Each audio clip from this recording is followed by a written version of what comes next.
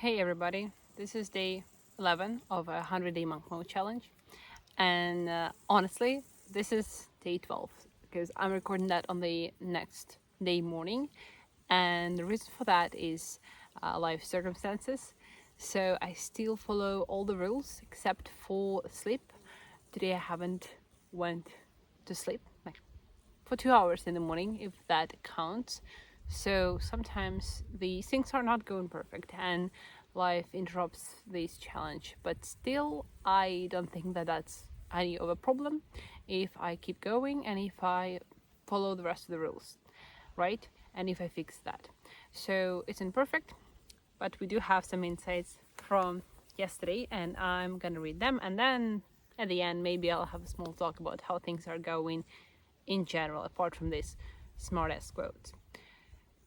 So the first thing that I wrote down is confidence has nothing to do with anybody else, with any comparison. It's only about you.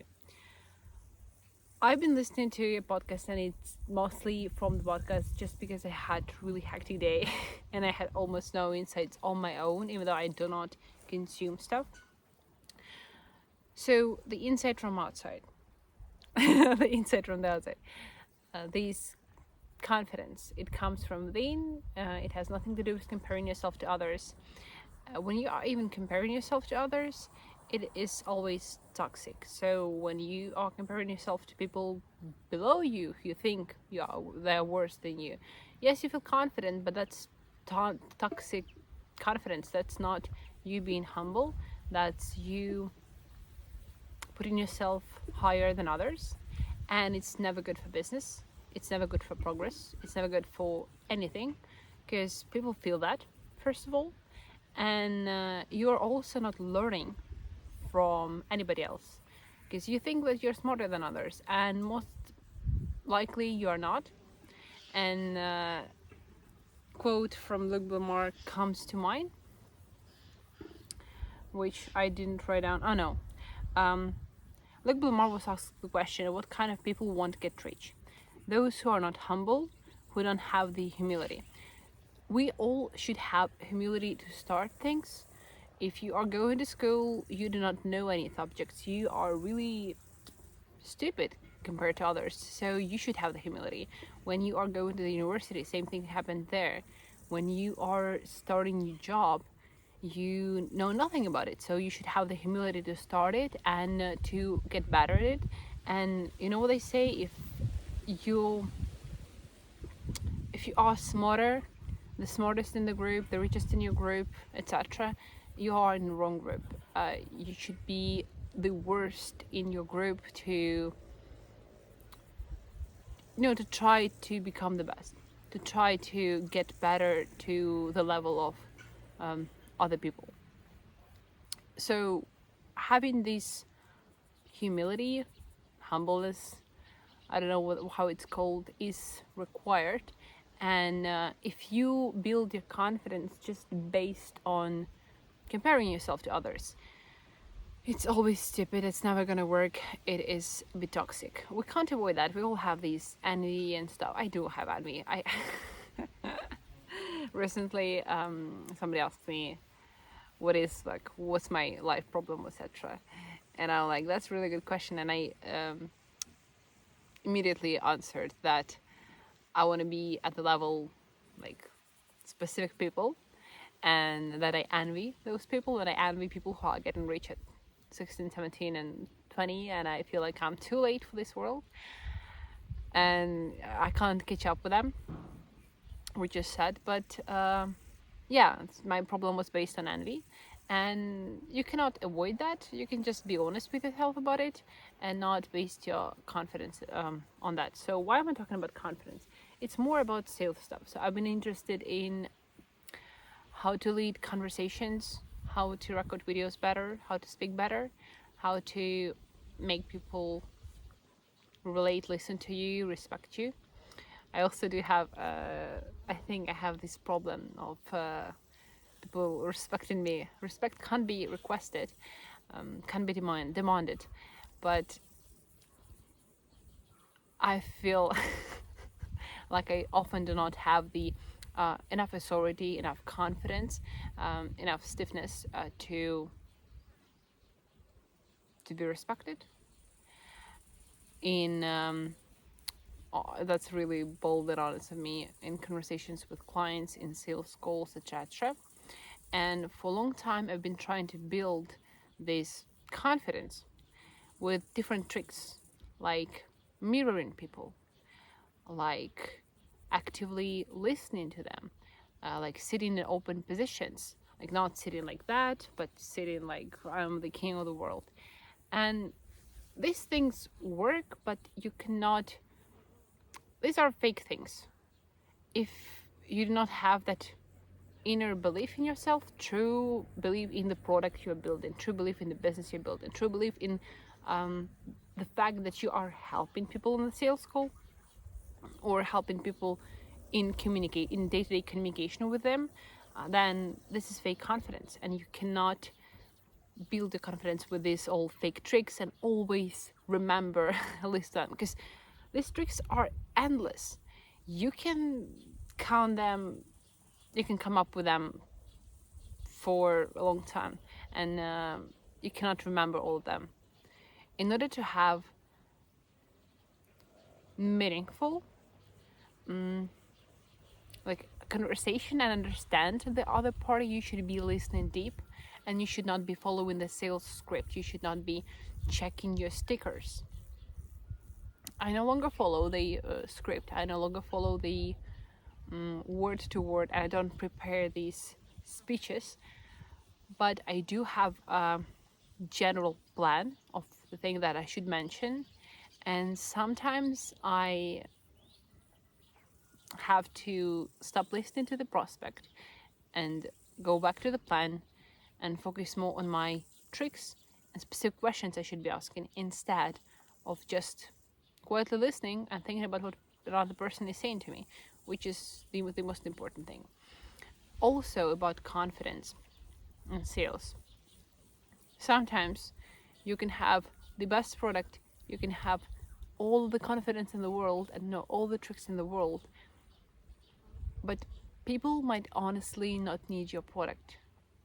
And when you start being too salesy, when you start selling your product to not your target audience, to not qualified leads, it's getting toxic, bad. Nobody wins from that. Client ends up being dissatisfied for for having been sold not the thing that they wanted, and you also do not see the feedback that you wanted. You don't have the reviews that you wanted. And recently, I had this call with a client, really great client, really great product. The only problem is that it was not my client. It was not our agency's client. They didn't need running. They already had running, and they were really satisfied with that. Maybe consultation might have helped with a couple of tweaks, so we'll be upselling that. But if I would be confident and I would use all of my tricks and I would use all the objection handling techniques and make this person buy, it wouldn't go anywhere. So sometimes following your EQ and understanding another person and understanding another situation, being confident on the sales calls is more important than just following the plan like a robot, following the shits like a robot. For instance, it would have been awesome if we would have done systematic reach out of a couple of hundreds of leads, cold outreach every day. It would have been great.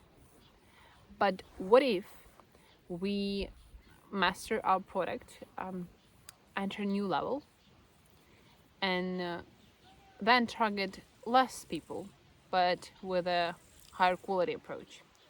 Why am I switching this topic and why am I moving there? Sometimes we come up with the plan that is so true, polished, robotic, specific, and you perform that plan. And you think that it's gonna work. I've calculated it, and it's gonna work at some point. But if you do not have the feelings about your clients, you do not use this EQ, you do not use your confidence, you do not use your gut. I don't know. It's so vague and blurry what I'm saying, but sometimes you should use a little bit of intuition in that. And maybe I'm trying to justify the movements I'm making right now. I stepped back from this solid, stable, robotic lead generation, and then moving on to more targeted lead generation, more specific lead generation. And I feel like our product is really good, but there is room to improvement. There is always room to improvement, and that's what I've spent last days working on.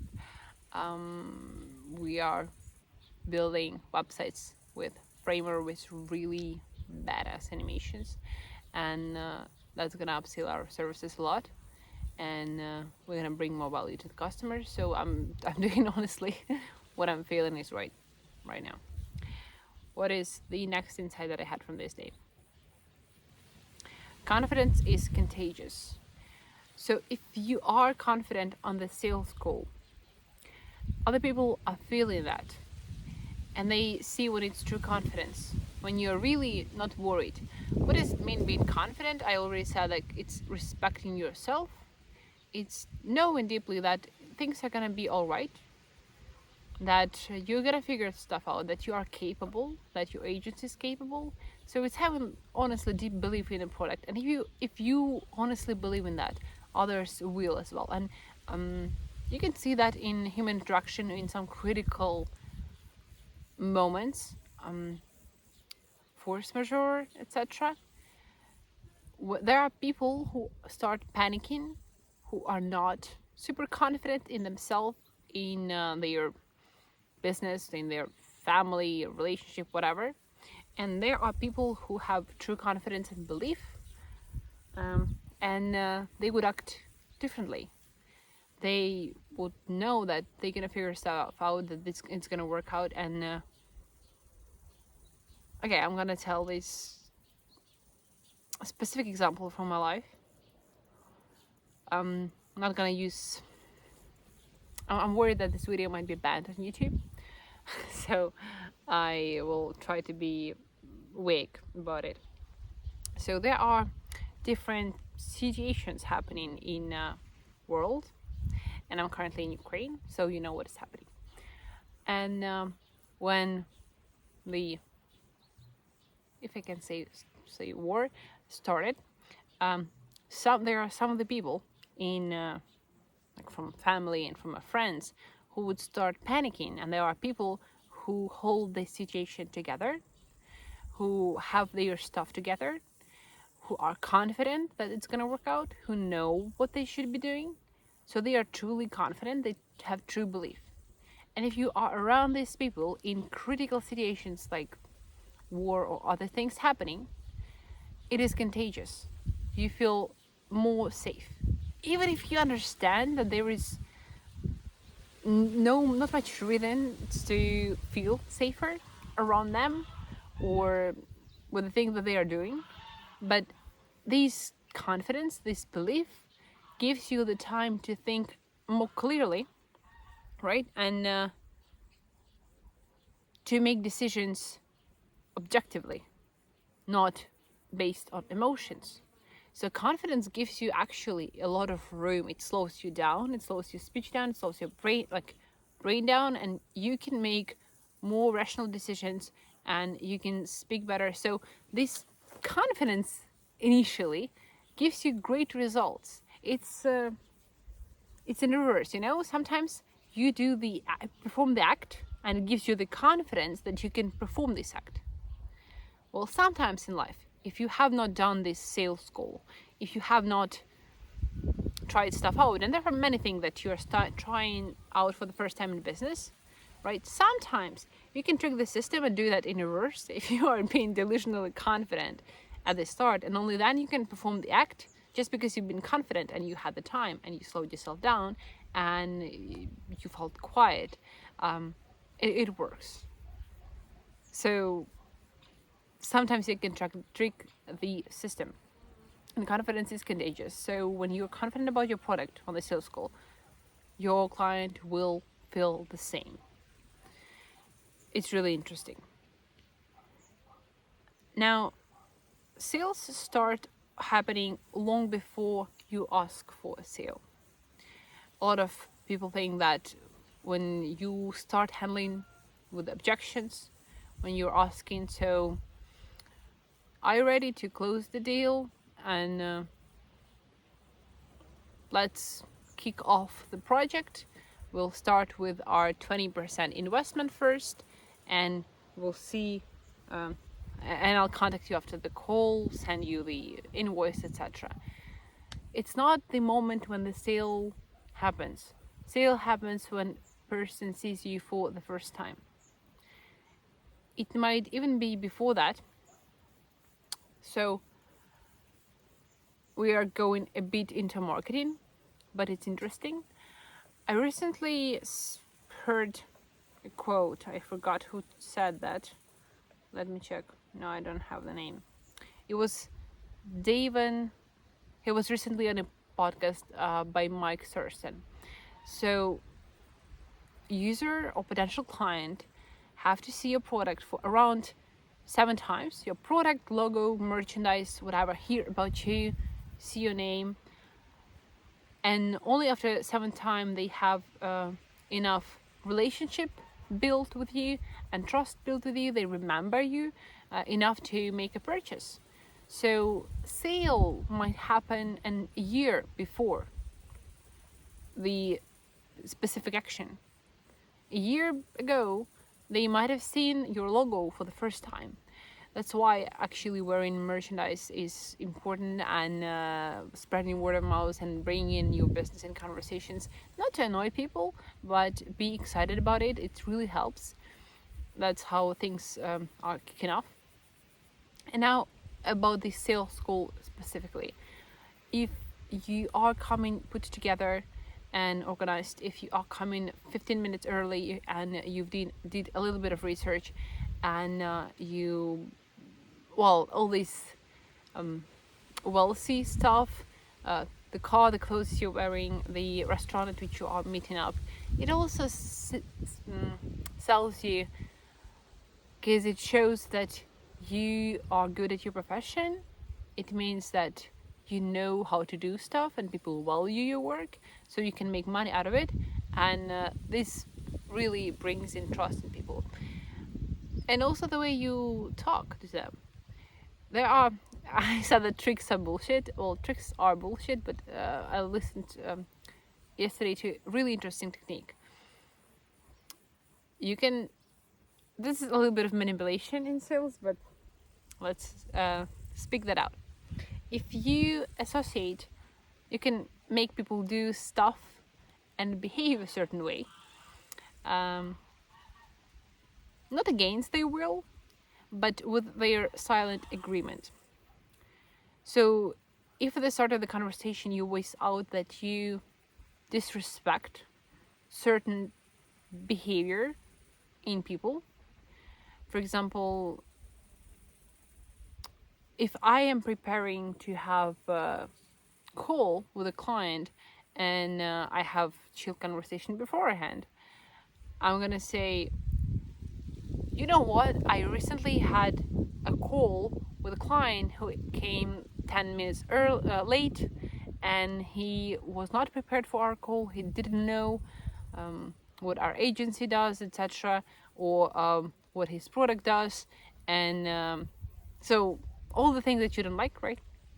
Or you do not want this particular client to do, the actions, the patterns. You say that you voice this out, that you do not like that, you hate that, and I disrespect this type of people. And from the person who you're talking to right now, you honestly get a silent agreement of for them not being that person. How it works, nobody likes to be disrespected. So we all tend to be liked by people, like not disrespected. So we all tend not to act as a person this conversation party would disrespect. And that's how you can make people do stuff. Or you can say that in a more positive way, that you particularly respect certain type of people, or you admire people, or you can also associate silently, make this sales prospect silently agree to associate themselves with the type of person who would buy your product, right? So there is tricky in objections when people voice out money, time, I don't know, what I forgot the name of the decision maker objection, right? So I'm not the person to make a decision. These types of objections, you can start by associating them with the person who would buy your product. You say, hey, this is a really smart question or smart objection. I just had a client who was as skeptical as you are at the start, and now it's our best case. We've made him 10x sales on the website, and he's really critical thinking like you are. And this is now our best case because the guy approaches every detail with this attention and with this desire to get the best outcome of it. So it's really smart question. Like, that's going to be one of our best cases. People like you are really smart. So people want to be smart. People want to be like cool, like those success cases. They want to be associated with that. So they associate themselves with the guy who would ask the question and then who would buy a service. And it's silent agreement. I'm not asking for a sale just now, but we are just finding this human connection with them and association. So one of the tricks, yes, I like actually using that. Now, but using one trick too many times is suspicious. Yeah, you like try different tricks. What is our next insight? One of the ways to success is giving yourself forgiveness for your past and life to the extent it is delusional. This is from podcast by Luke Bilmar, and how I understood that. We all have our current position in life, current circle of people we're talking to, family, current financial position, current physical situation going on, current psychological state, whatever, and other, like, in other spheres in our life. We have our past and we have our present. What if we forget about what our present and past are, and what if we think about like what is possible? For example, if you used to have really bad people around you with really bad habits who are turning you in some weird stuff, and they're not motivating you, and you used to be like so lazy, always scrolling like TikTok and starting your day with some sugary breakfast, and then be lazy for another 4 hours, and finally getting to work, sitting there on the phone, not doing stuff. For me, this is bad type of life, just because it doesn't have any hope, any energy, any progress in it, any discipline. For me, I disrespect that.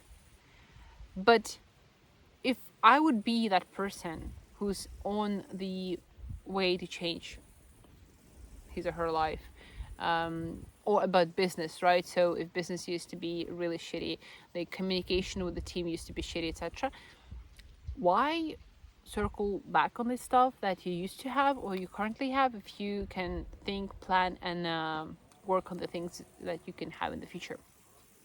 So you can forgive and forget all the stuff that you had before. It doesn't matter. It's not relevant. Like, it doesn't have to affect your life, basically. And with this, everybody's saying that's such a cliche. With this like age of AI, internet, with like the world being super connected and free, really free materials, education, whatever that you want to learn, it can be free if you have the desire to learn something, to start something. So it's super easy for your past not to affect your future right now. It's as easy as it's ever been. And that's just it. A lot of people think that if I come from this particular country or village, I don't have the future. Well, that's not the point. You do not have the future not because you come from a specific country or village. You do not have the future just because you're not working on it at the moment. And that's it. And that's how I see things. When I was a child, I used to believe in this stuff. I grew up in a really small village, which I'm currently back at. I used to hate it there. And now, like, it's really peaceful. It's really nice. It gives me time and space to work and to focus. Love it here. So, what I was talking about. As a kid, I used to believe in this bullshit that I can't make it anywhere in life. Then I'd go and live somewhere in Germany, in cities, and I'll see the people, and I'm like, they are not smarter than I am. They are not better than I am. They just were born in Berlin or somewhere. And I'm like, I can be this person. I can be better than this person. So your past, present, it has nothing to do with your future as soon as you take some actions about that. So a little bit of motivational stuff. Another insight that was just the trick with the social media that Luke Bilmar also used when he would start out his e-com. So he was selling, I guess, food for pets, and they would post some stuff on the internet, and there would be people who would like comment stuff, write one comment, etc. Why I'm talking about that? So my goal currently is to raise activity, subscribers, everything on the social media, especially on the Instagram. And the best action that you can do with posts, with reels, is to send that to other people, is to get comments. So this like shows the best progress for this, like the best metrics for promoting your content, for content going viral. It means that people respond to that, they want to talk about it, so it's the most engagement you can get. And this Luke Bilmar case, he would sell pet food, and he would write a comment, or a person would write a comment on his post. He'd ask from third, like some guy account, just random guy, and ask this customer to show his dog in the comments, or cat. It's like, just send me the photo. Like, it sounds cute. I don't have the pets. Like, I'd really I love pets. All right, and we know that social media favors cats and dogs just because they're not about topics that can be banned, that they're not about politics or anything like that. So that's why we have a lot of dogs and cats. and then he would also enter that comment section from like a content before, and he would say, well, the dog is stupid, like it's really ugly, he like looks like shit. And there would be people who would start defending the dog, and there would be now real conversation, just because there is a little bit of kind of a fight simulated, and just because people love dogs and cats, and like what kind of person would hate a dog? And that's how he got views on his first posts and reels. And I was thinking of starting the same thing, just do not know how to integrate dog or cat under our branding agency's boss. That's I have to figure out still. So yeah, these are the random insights about confidence, sales, and trick about CAD and how to promote buzz. This is not a professional piece of advice. Thanks for watching this video. Thanks for staying with us. I'm gonna see you tomorrow, and we'll see how this 100-day monk mode go and whether we'll reach our goals. And you can also check out other videos from the monk mode and about brand and business that are recorded for you, educational videos. See you soon.